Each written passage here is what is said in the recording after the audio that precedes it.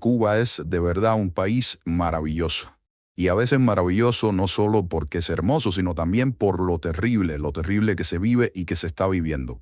En Cuba, y seguramente has estado al tanto de esta noticia, se están vendiendo como pan caliente autos Mercedes-Benz. Lo escuchaste bien. Se están vendiendo como pan caliente autos Mercedes-Benz. Al mismo tiempo, mientras algunos pueden comprar estos autos de lujo, otros luchan por sobrevivir y conseguir un pedacito de pan o algo que comer en la tarde. ¿Qué significa todo este contraste para la sociedad cubana? Quédate hasta el final porque hoy analizamos todo esto, descubrimos los detalles y las contradicciones detrás de estas noticias de ventas de autos en Cuba.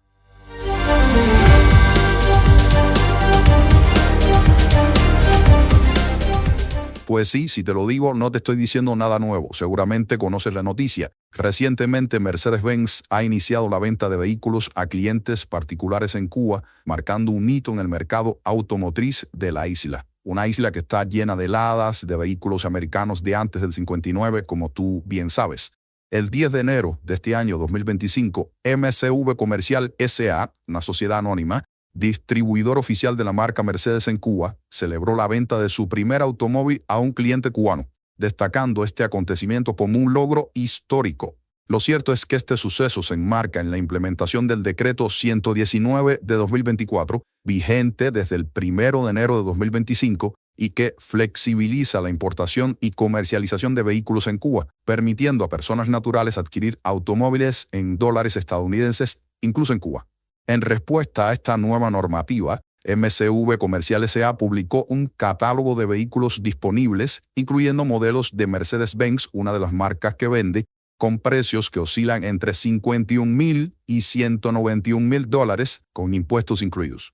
La apertura de las contrataciones, iniciada el 9 de enero, ha generado, y esto es lo llamativo, una altísima demanda, resultando en la saturación de citas para la adquisición de estos vehículos. La empresa ha indicado que las solicitudes se están atendiendo por orden de antigüedad en un registro que comenzó en octubre, lo que ha ocasionado tiempos de espera más prolongados de lo previsto. Y esto es lo real maravilloso y terrible de Cuba. Hay cola para comprarse los Mercedes de miles de dólares y cola también para comprar los perritos de la esquina. Pues este fenómeno ha suscitado debates en la sociedad cubana, como es lógico, ya que mientras una minoría puede acceder a estos vehículos de lujo, la mayoría de la población cubana enfrenta dificultades económicas significativas, posiblemente las dificultades más duras que han vivido los cubanos, no sé, en 100 años. La venta de automóviles como estos Mercedes-Benz de alta gama en un contexto de crisis económica y desigualdad creciente ha sido objeto de críticas y discusiones en diversos medios y plataformas sociales, y hoy nuestro video quiere hacerse eco también de esta polémica. Como te dije, Cuba es un país asombroso, de verdad, maravillosamente asombroso, y muchas veces asombroso por lo terrible. Por un lado hay mucha demanda para comprar autos como Mercedes-Benz, mientras que por otro la gente no tiene que comer o está sumida en la más terrible pobreza. De hecho, se dice que en 2024 el índice de pobreza en Cuba alcanzó a 9 de cada 10 cubanos. Esta es una de las contradicciones más llamativas de la realidad cubana actual.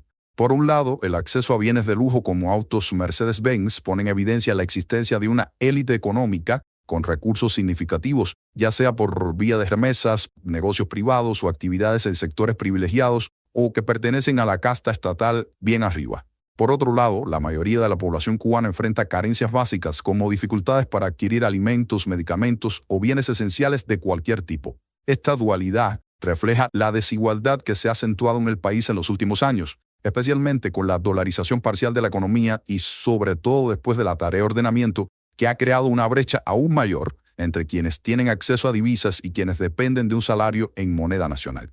Esta situación además nos plantea preguntas sobre las prioridades económicas y políticas en un contexto donde los recursos deberían enfocarse sobre todo a atender las necesidades más urgentes de la población.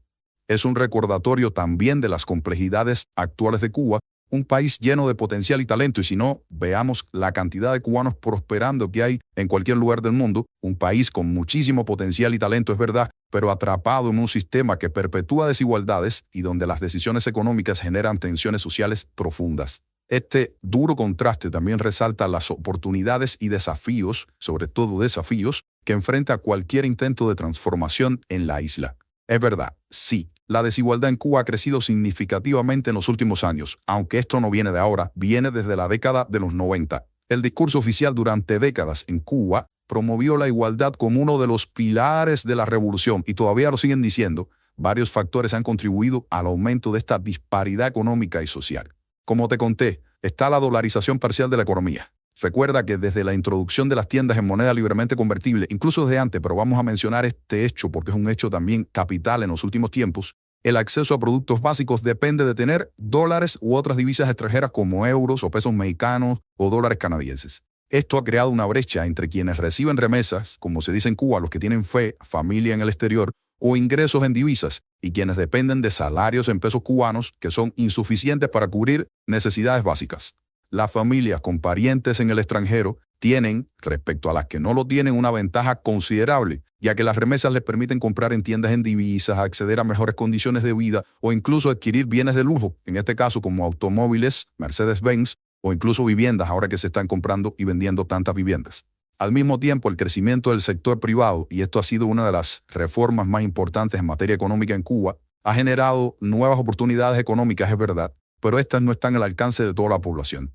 Los emprendedores con capital inicial o acceso a divisas han prosperado, incluidos muchos muy cercanos al gobierno, mientras que muchos trabajadores estatales y jubilados que lo dieron todo por la supuesta revolución enfrentan hoy una situación precaria. La crisis económica actual, para muchos más dura que la crisis de los 90, agravada por el endurecimiento de las sanciones estadounidenses también y por la pandemia que pasó, que realmente golpeó la economía de todo el mundo, pero específicamente muchísimo más a la cubana, ha provocado un desabastecimiento crónico en Cuba de alimentos y medicinas, lo que ha impactado muy gravemente a los sectores más vulnerables de la población, un sector vulnerable que ha crecido, se ha expandido, posiblemente sea lo único que crezca en Cuba, eso y el marabú.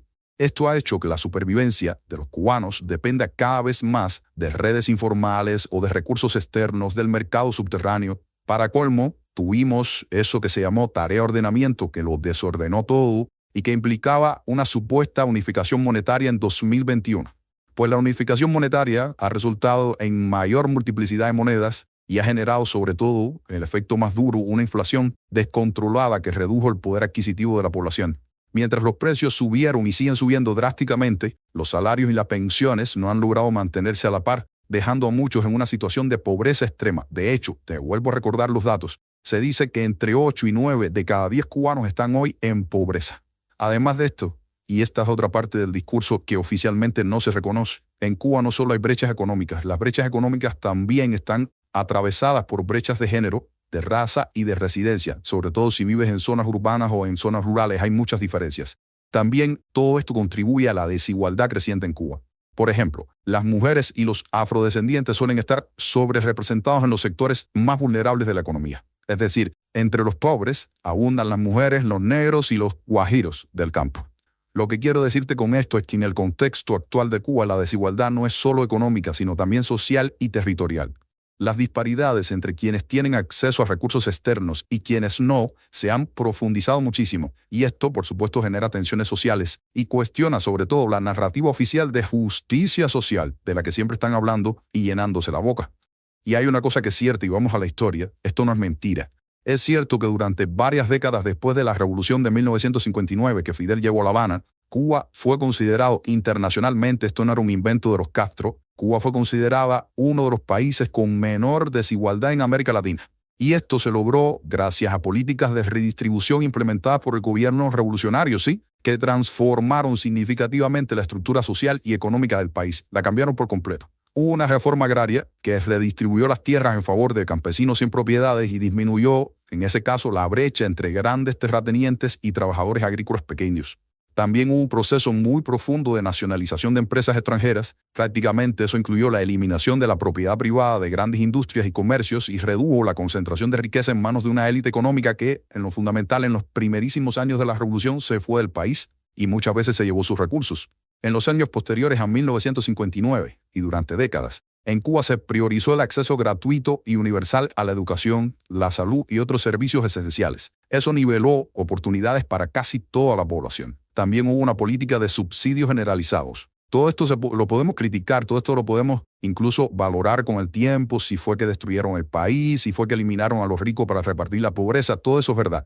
Pero el efecto, por ejemplo, de estos subsidios generalizados, con precios controlados y una amplia red de distribución, también con la libreta de abastecimiento, al menos aseguraron el acceso a alimentos y bienes básicos, reduciendo diferencias de consumo entre ricos y pobres. Lo que podríamos llamar, y muchos llaman, que se igualó la pobreza, pero lo cierto es que en esos momentos se logró, además, con un sistema salarial equitativo, es decir, que no había grandes brechas entre el salario, entre los que más ganaban y los que menos. Bueno, pues todo esto generó que Cuba se convirtiera en uno de los países más igualitarios del mundo. Durante los años 70 y 80 del siglo pasado, mientras muchos países de América Latina enfrentaban profundas desigualdades, de hecho, sigue siendo el continente más desigual del planeta, Cuba se destacó por su modelo igualitario. En esa época, organismos internacionales como la CEPAL llegaron a reconocer los avances de Cuba en términos de desarrollo humano, IDH, de acceso a servicios básicos y de reducción de la pobreza extrema.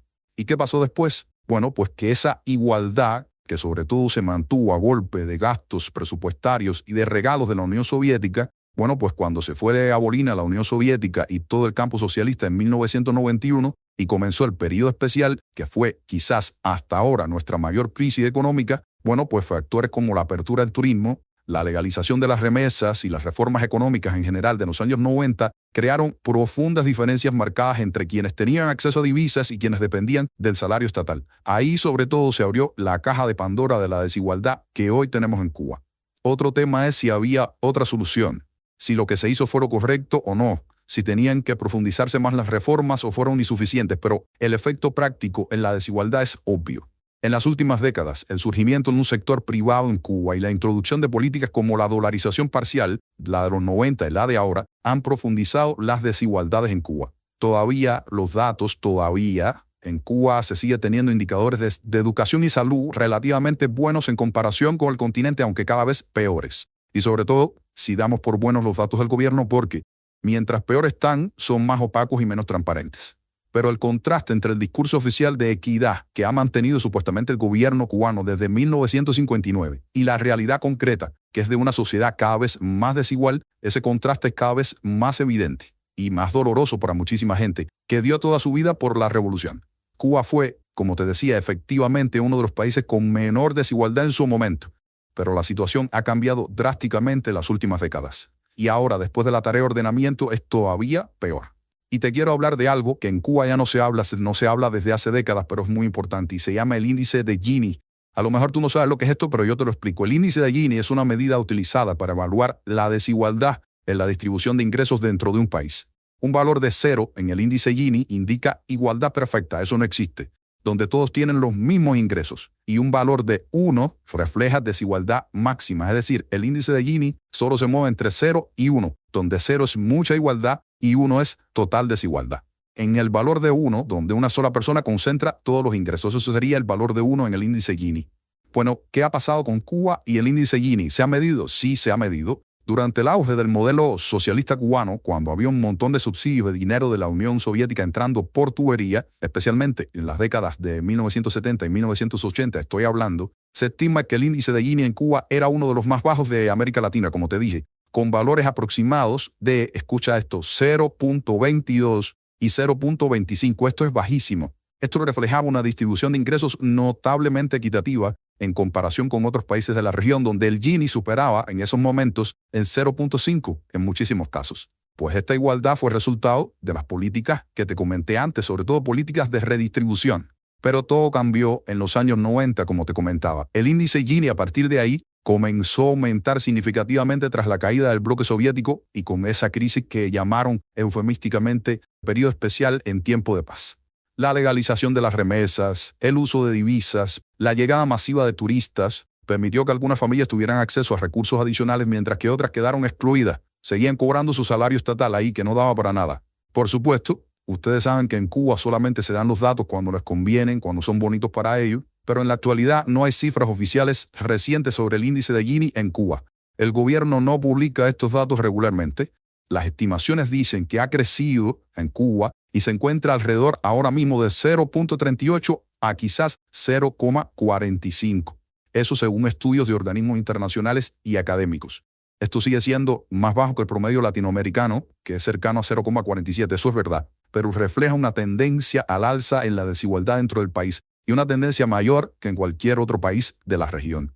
En definitiva, que Cuba pasó a ser uno de los países más igualitarios de la región en los años 70 y 80 del siglo pasado a enfrentar una creciente desigualdad económica, una desigualdad que está creciendo a un ritmo aceleradísimo. El aumento del índice de Gini es una señal de que los desafíos estructurales que enfrenta el modelo económico cubano y su capacidad para garantizar una equidad sostenida en el tiempo están por los suelos. ¿Y qué podría significar toda esta desigualdad? ¿Por qué no nos tiene que dar lo mismo que los cubanos cada vez vivan unos mejor y otros peor y que no haya un equilibrio? Pues la coexistencia de cubanos que pueden adquirir autos de lujo como estos Mercedes-Benz de la noticia que te conté más adelante y otros que se enfrentan a dificultades, otros la mayoría, que enfrentan dificultades para satisfacer necesidades básicas como alimentación, refleja profundas desigualdades sociales y económicas en Cuba y esto puede tener implicaciones importantes. En primer lugar, hablamos de tensiones sociales y polarización. La visibilidad de estas desigualdades puede generar resentimiento, de hecho ya lo está generando y lo vemos en los comentarios en redes sociales, entre diferentes sectores de la población cubana, especialmente porque contradice el discurso oficial de igualdad que ha sido uno de los pilares discursivos de la Revolución cubana. La percepción de que algunos logran privilegios mediante conexiones, amiguitos, socialismo, acceso a divisas o actividades no transparentes puede alimentar un sentimiento, y ya lo está haciendo de hecho, de injusticia y de descontento generalizado. Hay otro factor y es la erosión de la cohesión social que realmente está por los suelos. La brecha entre los grupos económicos puede debilitar lo que se llamó durante mucho tiempo la solidaridad del cubano, creando una sociedad más fragmentada donde las clases sociales, sí, clases sociales porque en Cuba hace rato hay clases sociales aunque el Estado no quiera verlo, bueno pues esa fragmentación de clases sociales emerge como una realidad evidente hoy en la Cuba actual. La existencia de estos contrastes donde uno puede comprar un Mercedes y otro no tiene para comprarse una croqueta, pues puede llevar a cuestionar la legitimidad del sistema económico. De hecho, mucha gente ya se lo está cuestionando del sistema económico y político en Cuba, especialmente cuando las oportunidades no son iguales para todos, aunque se diga en el discurso oficial. No hablemos ya de lo que pasa con esto de la dolarización parcial y la apertura de tiendas en dólares y antes de las tiendas MLC, porque eso lo que ha implicado en la práctica es que hay una gran diferencia entre quienes tienen acceso a esas divisas por vía de remesas o por la vía que sea y los que dependen de salarios en pesos cubanos. Y esto crea redes de mercado dual, lo que es terrible para la economía. Y es lo que estamos viendo, donde los bienes y servicios esenciales son accesibles solo para una minoría. Esta incapacidad del sistema político cubano y económico para redistribuir ahora la riqueza de manera equitativa debilita el objetivo histórico que siempre han hablado de ofrecer bienestar universal y exacerba las desigualdades estructurales. Y ojo, esto lo tienen que saber en el gobierno y seguramente lo saben y por eso hacen tanto hincapié en amenazar y por eso la seguridad del Estado es posiblemente la única que de verdad esté multiplicando sus recursos en los últimos tiempos, porque esta indignación ante las desigualdades crecientes puede motivar protestas sociales y ya lo vimos, por ejemplo, durante julio de 2021 cuando la gente, no todo el mundo, pero mucha gente le tiró piedras para romper las vidrieras de las tiendas MLC porque veían en esas tiendas en las que se vendían productos de primera necesidad, en una moneda en la que al cubano no le pagan, generó ese caldo de cultivo, ese clima de odio hacia algo que representa sobre todo la desigualdad entre cubanos. Por supuesto que estas desigualdades junto a la crisis también generan el incentivo a la emigración, porque la gente intenta buscar oportunidades económicas en el extranjero porque ve que trabajando dentro de Cuba nunca va a llegar a nada. Y por supuesto, la emigración tiene problemas serios que estamos viendo ya en la realidad cubana. La fuga de talento que han formado las universidades cubanas y también el envejecimiento de la población, porque la gente que se va por lo general suele ser joven y en edad laboral y en edad reproductiva. Ya casi nadie confía en el Estado, pero ese buchito de gente que todavía confía cada vez va a ser menor y simplemente porque la desigualdad contradice, erosiona el discurso oficial repleto de términos como justicia social y nadie quedará desamparado. La gente lo que ve por su parte es que se están vendiendo autos Mercedes-Benz, que se están abriendo tiendas en dólares y eso por supuesto lo permite el Estado y entonces por ahí el Estado también se debilita y cada vez tiene menos adeptos, aunque todavía tiene algunos. Lo que va a pasar, y esto es un vaticinio nuestro, es que si no se abordan estas desigualdades y no parece que se vaya a hacer, es probable que se consolide en Cuba una pequeña élite económica, ya está consolidada, pero estamos hablando a futuro, en un contexto de mayoría empobrecida, reproduciendo un modelo de desigualdad similar al de otras economías de mercado, sobre todo de la región, de economías de países bananeros, donde hay un montón de ricos viviendo en guetos prácticamente encerrados y los pobres, la gran masa de pobres fuera, pero el contraste de Cuba es que va a ser en Cuba, sin las mismas libertades económicas y políticas que existen en otros lugares. Por ejemplo, votar. Lo que quiero decir, mi gente, es que la desigualdad, que muchos ven como algo natural, porque hay mucha gente que cree, y eso hay que respetarlo, que las personas Hay pobres y ricos en todas partes y eso es lo normal. Hay otra gente que cree que eso no es verdad. Y hay científicos sociales que dicen que reducir la desigualdad hace que una sociedad sea más pacífica, que haya menos conflictos sociales. Todo eso está en investigación. Pero en el caso específico de Cuba, la desigualdad es profundamente terrible, sobre todo por una cosa. Es que se ha vendido al mundo la idea de modelo socialista igualitario cubano y eso ahora se está resquebrajando y es precisamente más duro por eso. El contraste entre cubanos que pueden permitirse lujos como autos Mercedes-Benz y aquellos que luchan por sobrevivir es particularmente duro en el caso cubano, debido a la narrativa oficial que ha sostenido durante décadas el modelo socialista como un símbolo de igualdad y justicia social. Este choque entre el discurso y la realidad tiene implicaciones profundas. En primer lugar, implica una contradicción con lo que se llamó ideal revolucionario. La Revolución Cubana del 59, según se dijo, se construyó sobre la promesa de acabar con las desigualdades sociales y económicas que existían en la época de Batista y por eso, entre otras cosas, fue un hecho bastante popular. La igualdad, que fue presentada como una conquista fundamental del socialismo cubano, un modelo que priorizaba el bienestar colectivo sobre los privilegios individuales. ¿En qué quedó aquello? Pues la existencia hoy de esas brechas cada vez más visibles entre una élite minoritaria y una mayoría empobrecida, pues contradice directamente esa narrativa revolucionaria, erosionando la legitimidad moral del sistema ante su propia población y ante el mundo también, que es muy importante. Y esto, para los que quedan, para los nostálgicos, ha provocado un profundo desencanto ideológico. Cuba se ha proyectado como un modelo alternativo al capitalismo que, según el discurso de La Habana, perpetúa la desigualdad y la injusticia. Pues ver ahora desigualdades similares dentro del sistema cubano ha generado una profunda desilusión, tanto dentro como fuera del país. Hay mucha gente que se lo calla porque vivió toda la vida creyendo en la revolución, en Fidel Castro, en Raúl, en el Che, y ahora ven todas estas cosas y se preguntan, caballero, ¿para qué tanto esfuerzo y tanto sacrificio? Pues, como te decía, este desencanto afecta especialmente a generaciones que crecieron bajo la promesa de que el sacrificio colectivo traería equidad y prosperidad, mientras que ahora observan una concentración de privilegios en manos de un buchito de gente. Por su parte, el gobierno, que no puede perder la retórica, continúa promoviendo la imagen de un país comprometido con la justicia social, pero los contrastes cada vez más visibles. Autos de lujo, tiendas en divisas, turismo exclusivo, revelan una realidad donde la desigualdad está cada vez más normalizada. Este doble estándar ha debilitado muchísimo la confianza de la población en las instituciones y ha acentuado el sentimiento de abandono, sí, abandono, entre quienes no tienen acceso a recursos básicos. Pero además hay otra diferencia. En otros países, en otros sistemas, las élites económicas suelen ser visibles y reconocidas como tales. Oye, este es rico y este no. Pero en Cuba, la existencia de esta nueva clase privilegiada se percibe como ilegítima. Estas élites suelen estar vinculadas al acceso a remesas, a sectores estratégicos como el turismo, o al vínculo con el poder político también, lo que genera una percepción de privilegios no merecidos o injustos. Esta es una situación que crea tensiones adicionales ya en Cuba, ya que quienes están en desventaja no solo sienten desigualdad económica, sino también exclusión de oportunidades. Recordemos además que el modelo socialista cubano ha dependido históricamente de una narrativa de, y repito la palabra que todo el mundo conoce, unidad y solidaridad. Todo el mundo siempre ha dicho, el pueblo unido jamás será vencido, ¿verdad? Sin embargo, la creciente desigualdad que hay en Cuba socava esa cohesión que ha existido y existió, ya que los ciudadanos perciben que no todos están haciendo los mismos sacrificios. Es decir, que hay mucha igualdad, pero hay algunos que son más iguales que otros, ¿verdad? Lo otro es la imagen que ha proyectado Cuba por décadas de cara a la izquierda y al mundo. A la izquierda internacional me refiero. Cuba ha sido históricamente un ejemplo para movimientos de izquierda y países en desarrollo que veían en el modelo cubano un camino hacia la justicia social. Coño, que se podía ser pobre pero no morirse de hambre y tener salud y educación de calidad. Hoy, la exposición de estas desigualdades pone en entredicho esa imagen internacional cool que tenía Cuba y debilita, por supuesto, la capacidad de influencia de Cuba, que fue grande a nivel internacional. Es como si la revolución cubana estuviese con esta desigualdad perdiendo su capital simbólico a raudales en el ámbito global. Y por supuesto, estos contrastes alimentan las críticas de siempre, que ahora mismo ganan en certeza, de sectores que ven al socialismo, el llamado socialismo cubano, como ineficaz e hipócrita, utilizando estas desigualdades como prueba de su fracaso.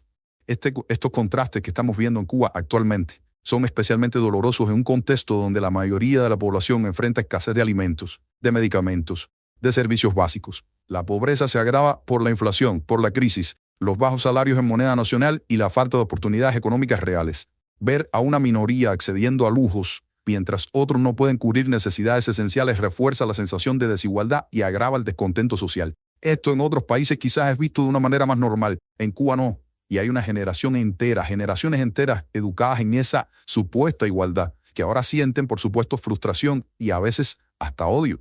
El caso cubano, como te he comentado, es especialmente duro, porque el contraste entre el discurso igualitario y la realidad desigual no solo genera frustración económica, sino también una crisis moral e ideológica. Este fenómeno pone en jaque los pilares, los supuestos pilares sobre los que se ha sustentado el modelo socialista cubano, revelando que el modelo no ha sido capaz de cumplir con sus promesas más fundamentales. Este tipo de desigualdad, que en otros contextos podría ser visto como parte de lo normal, la normalidad capitalista, en Cuba adquiere una dimensión mucho más devastadora por el peso de su narrativa histórica. Pues bien, después de esta muela, yo te dejo a ti. Quiero saber tu opinión porque obviamente este es un tema muy polémico. ¿Qué opinas tú sobre la venta de autos Mercedes-Benz de lujo en un país con tantas necesidades básicas insatisfechas y que además no hay ni combustible ni carretera? ¿Este es un paso hacia el desarrollo o una muestra de desigualdad bien profunda que hay en Cuba ahora mismo? Quiero que me dejes tu comentario, comparte este video con tus amigos y suscríbete para no perderte nuestros próximos contenidos sobre la realidad cubana. Nos vemos en un próximo video de Noticias Cuba.